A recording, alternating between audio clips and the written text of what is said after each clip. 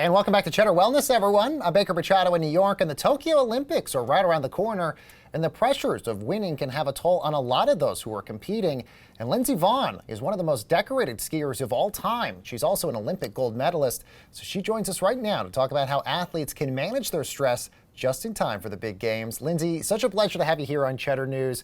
A big question, I guess, a lot of athletes are probably asking right now, who should they reach out to if they're battling depression? Because it can be really hard to even just admit that word right there.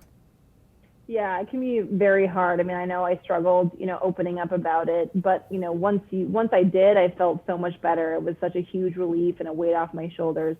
I think, finding someone that you can talk to, like a family member or a friend, a coach, a therapist, anyone that you feel like you can really trust and will support you. I think that's really important, again, to communicate that and ask for help. I mean, I think a lot of people assume that because, athletes are physically strong that, they have no weaknesses, but mental health is not a weakness, and it's certainly okay, and you should ask for help.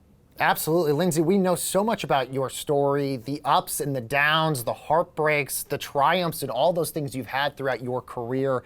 Talk about how maybe you bounced back through adversity and also just dealing with your own mental health issues, especially when you were performing.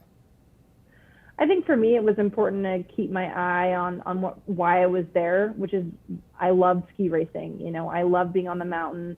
I think in my lowest points, when I was struggling from back-to-back injuries, back-to-back surgeries, I really focused on the fact that I just wanted to get back on the mountain, and that kind of provided me the light at the end of the tunnel in which I can focus on. And, when I had my bad days, I could definitely look to get me through. But, I also, I got 3 dogs, along the course of my career, which definitely helped give me that little extra emotional support that I needed. And were kind of the grounding mechanism in which I used to find a lot of peace and perspective and help me get through all those tough times.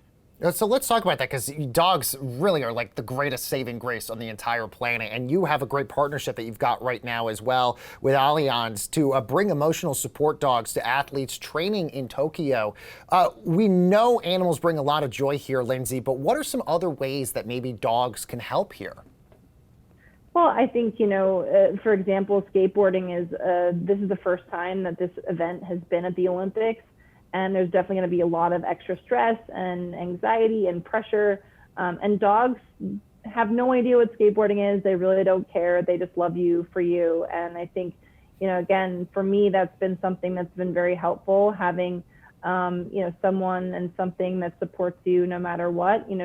Just having that, I think, is a great source of comfort. So hopefully this helps these athletes, and they have a bunch of other resources like confidence.allianz.com, where people can go to find that extra support. So I think these are all great tools, and hopefully allows them to be more successful in these games. Absolutely. And Lindsey, do you think the Olympics should maybe be doing more when it comes to handling a lot of these Olympians and their mental health and just the struggle and the toll of what the competition puts on them? I think having these conversations is a great first step. I think that, there does need to be more support. And, I think as, these topics become more normal, I think support will become more normal, and, allowing there to be just as many mental health therapists as there are physical therapists. Because I think, again, a lot of these athletes are so focused on their physicality that they forget, and also the coaches overlook their mental health. So hopefully this allows them to get more support. But again, I think the best thing is having this conversation and shining more light on this issue. Absolutely. And then on top of that, just even being able to compete, having basically the pandemic basically pushed the Olympics to this year. And then we've seen, the nervousness of what's still happening in Japan right now with their COVID numbers. What sort of stress does that then put on the Olympians who are competing with the pandemic essentially in the background, front and center with everybody? What sort of goes through your mind when that's happening? Honestly, I can't imagine what's going on in the athletes' minds. I feel like for me, I would be so frustrated having to have pushed the Olympics 1 year.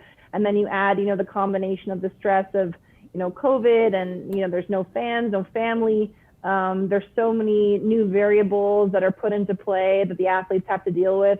It's definitely going to be a lot, and I'm sure very overwhelming. But the one thing that athletes do is they overcome adversity. So I'm sure we're still going to have an amazing Summer Olympics, and I can't wait to watch everybody. Me too. Lindsey, Naomi Osaka, we love her so much at this network, and she really spoke out about the anxiety that she got at a lot of press conferences.